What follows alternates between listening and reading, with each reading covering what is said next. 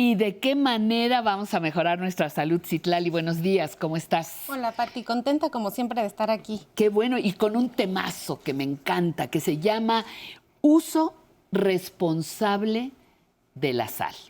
No es no a la sal, no es quite la sal, no, es uso responsable de la sal. Eso me encantó. Nos cambia el enfoque, ¿no?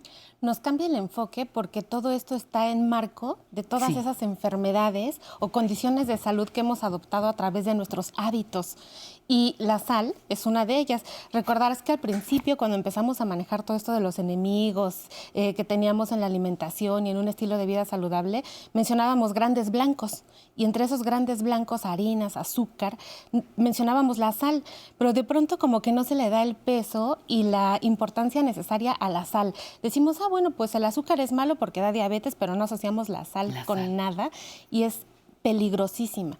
El consumo de sal duplica o triplica las necesidades básicas del ser humano a nivel mundial. Entonces, esto... ¿Cómo que triplica las necesidades? Las necesidades básicas. ¿Cómo? Por ejemplo, un adulto debiera de estar consumiendo 5 gramos por día de sal. Esto corresponde más o menos a una cucharada chiquita de té. Las cucharadas... Las de té son las muy chiquitas. chiquitas. Las chiquititas, no son las soperas, no son las cafeteras, las de té son más chiquitas. Ajá, sí. Y a eso corresponde, si quisiéramos hacer un equivalente, los 5 gramos de sal. Pero en todo el mundo se ha duplicado o se ha triplicado el consumo de sal. Y bueno, pues eso tiene muchísimas implicaciones y además tiene muchos porqués, Pati. En alimentos que a veces ni siquiera probamos, le añadimos sal antes de empezar. Antes sí. siquiera de probar el alimento. Bueno, y voy a hablar primero de lo que hacemos nosotros solitos. Las mamás, cuando están haciendo comida, le ponen sal así como sin medida, sin pensar que esto puede ser malo porque no está tan popularizado y no sabemos por qué es malo. Pero le añaden sal a la preparación de la comida y encima se ofrece el salero después de que la comida que se empezó a hacer ya tenía sal. Entonces ahí solamente en una comida o en un desayuno o en una cena se está duplicando el consumo de sal. Entonces cuando termina el día, por supuesto que comimos 3 veces más de lo que debíamos de haber consumido. Okay. Como en estrategias de política pública, la Organización Mundial de la Salud se dio cuenta de que teníamos esta limitante para ponernos nosotros un régimen de decir no más sal, sí. Empezaron a quitar la sal de los restaurantes, ¿no? Sí, la recogieron. Ves que ahora ya nada más, si la pides, te la ofrecen, si no la pides, no la ofrecen. Pero ¿por qué se dieron cuenta de esto? Bueno, resulta que la sal es altamente perjudicial para el corazón y aumenta el riesgo de padecer hipertensión arterial sistémica. Se vio en estudios que eleva más la presión arterial sistólica que la diastólica, pero pues es igual. Eso es aumentar el riesgo de enfermedad cardiovascular y accidente vascular cerebral. Entonces, nos dimos cuenta... ¿Accidente vascular cerebral cuál es? El accidente vascular cerebral es el infarto.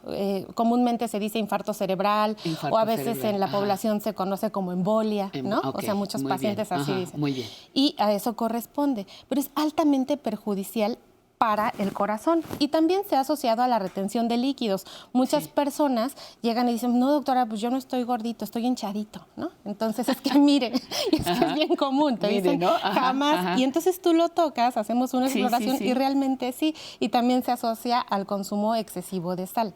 Pero a ver, dime una cosa, hago un paréntesis. También sé que las personas que suspenden definitivamente la sal tienen consecuencias negativas, porque la sal sí tiene una función en nuestro cuerpo.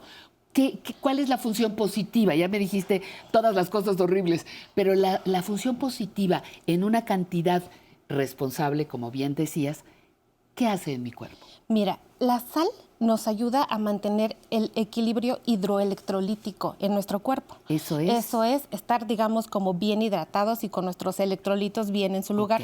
Esto pareciera poca cosa, pero la célula, la unidad fundamental del ser humano, pues necesita todos los electrolitos en orden: sodio, cloro, potasio, magnesio, etcétera. La sal específicamente nos ayuda a mantener el Ese equilibrio equilibrio. y ayuda muy bien a la hidratación.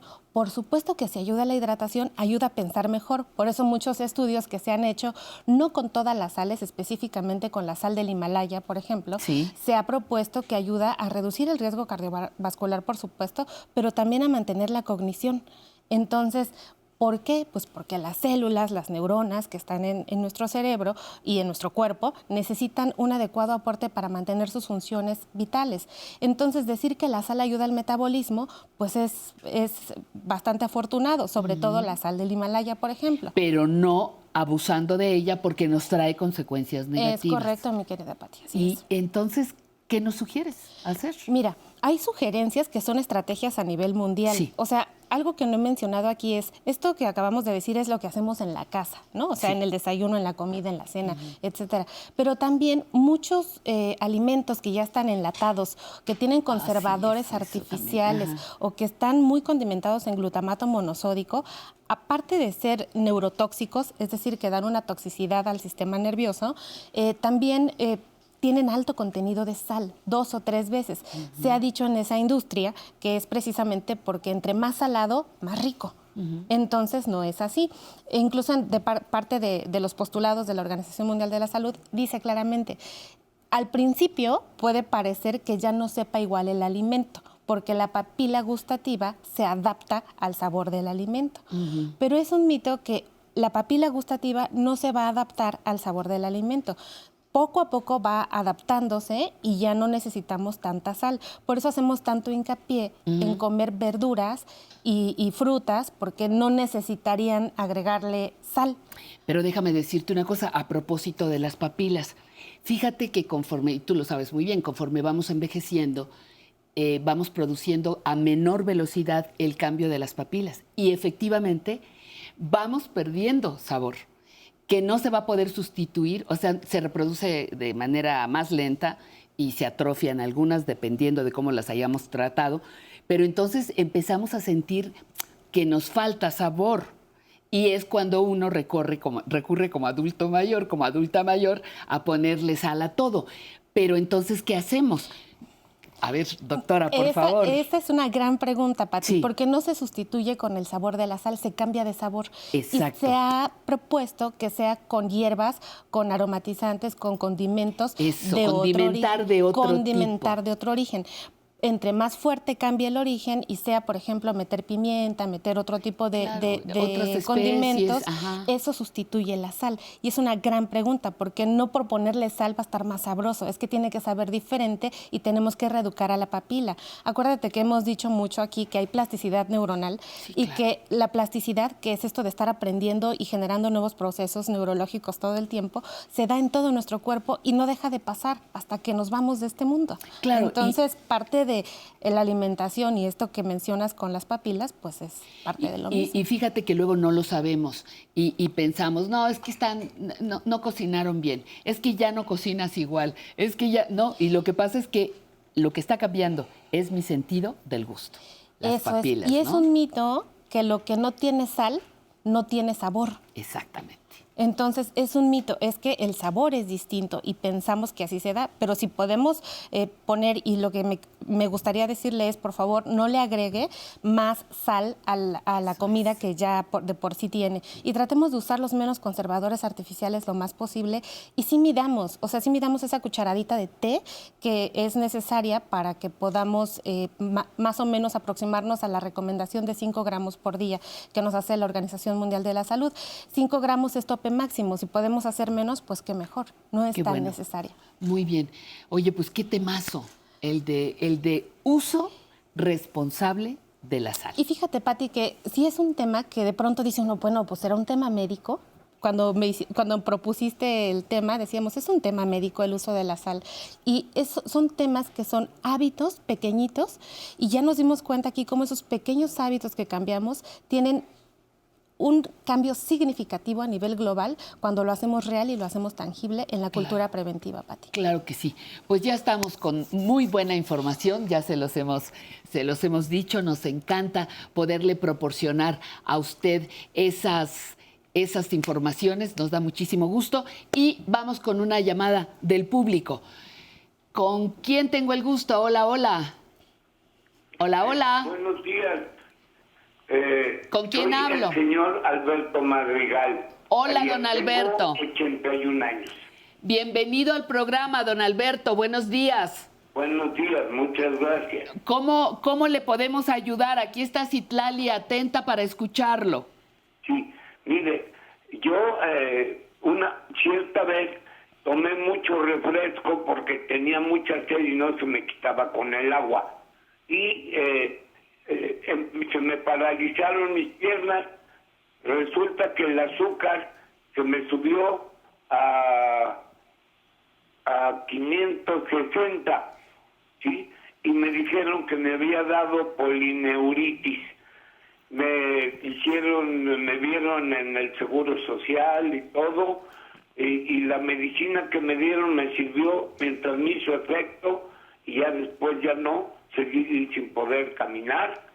He estado yendo a acupuntura con ozono y todo, y sigo igual. Lo que quisiera yo saber es qué debo hacer o a qué especialista debo acudir, porque no puedo caminar. A mí me ha encantado el baile toda mi vida y ya no puedo hacerlo.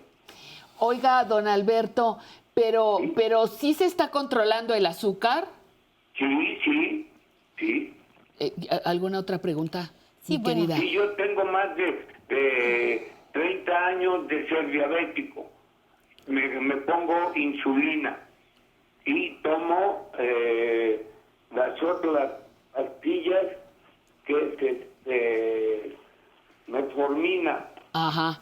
Bueno. ¿Alguna otra pregunta? No. Oiga, don Alberto, tengo cuando usted tomó ese refresco porque el agua no le quitaba la sed, ¿ya sabía usted que era diabético? Sí, eso fue hace un año. Ah, eso Ya fue tengo hace un año. En ese tiempo mi esposa estaba muy enferma y falleció. Inclusive yo no pude acudir a llevarla al doctor, la llevaron mis cuñadas, porque yo no podía caminar.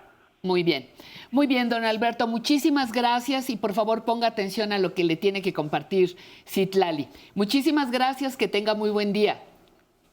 Gracias. Ay, Citlali. Pues es un caso de la vida real y de la vida de todos. O sea, es el pan nuestro de cada día, la pregunta de don Alberto.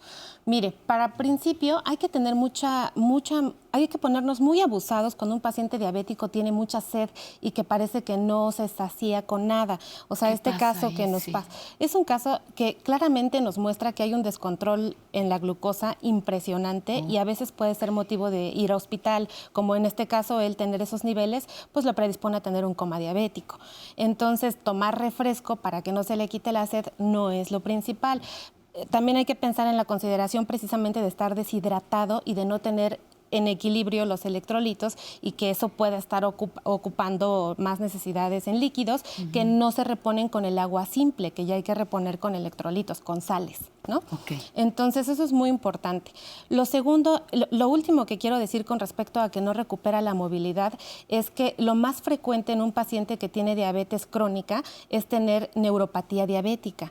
Y la neuropatía diabética, pues a veces sí tiene que ver con problemas para la movilidad, porque se dañan los nervios. Entonces aquí, aparte de acudir a todo lo que usted ha acudido, es muy importante ver cómo está en cuanto a la estructura del nervio. Vamos a analizar la columna para saber qué pasa ahí en el canal medular y si no hay compromiso de algún nervio para que le esté impidiendo poder caminar de manera adecuada. Eso es el punto número uno. El otro es saber qué calidad tienen los nervios, si funcionan y si no funcionan o qué está pasando a través de una electromiografía, que es un estudio que nos deja ver si el nervio está conduciendo o no está conduciendo, digamos de alguna manera. ¿Está mandando la información que debe o no está mandando la información que debe? Y de alguna manera indirecta, pues medir cuál es el daño que, dado el mal control crónico de la diabetes, pues ya tiene el nervio. Recuerden que un día, siempre les digo esto a los pacientes, un día de glucosa alta es un día de glucosa que se depositó en el ojo, que se depositó en la piel, que se depositó en el riñón, en el cerebro, y es un día menos que le estamos ofreciendo calidad de vida, pero también, si no hacemos conciencia de eso, es un pasito más para una complicación. Entonces, estamos en un claro ejemplo de cómo es que se complica un paciente con diabetes descontrolada. Lo más posible es que obedezca esto a una neuropatía diabética. Su pregunta es, ¿con qué especialista tengo que acudir para recuperar la movilidad? Esa era su pregunta, sí. Me parece que esto es un complemento. Primero tendría que ir con su médico de primer contacto o endocrinólogo o internista o geriatra para que veamos si efectivamente el control que usted dice es el adecuado. Porque a veces dicen, yo estoy bien controlada. ¿Y cómo está, doctora? ¿En 200 diario? No, pues no. Entonces es importante saber eso. Y una vez que hacemos eso, ver al ortopedista para que haga la evaluación de la columna y recuperarse a través de rehabilitación y el control integral de estas 3 partes, Pati. Nada más, ya nos vamos, pero polineuritis es... ¿Cuál es la traducción? Muchos, neuritis. nervios, itis, inflamación de muchos nervios periféricos. Ok, lo que probablemente le estaba impidiendo caminar. Exactamente. Muy bien. Citlali, muchísimas gracias.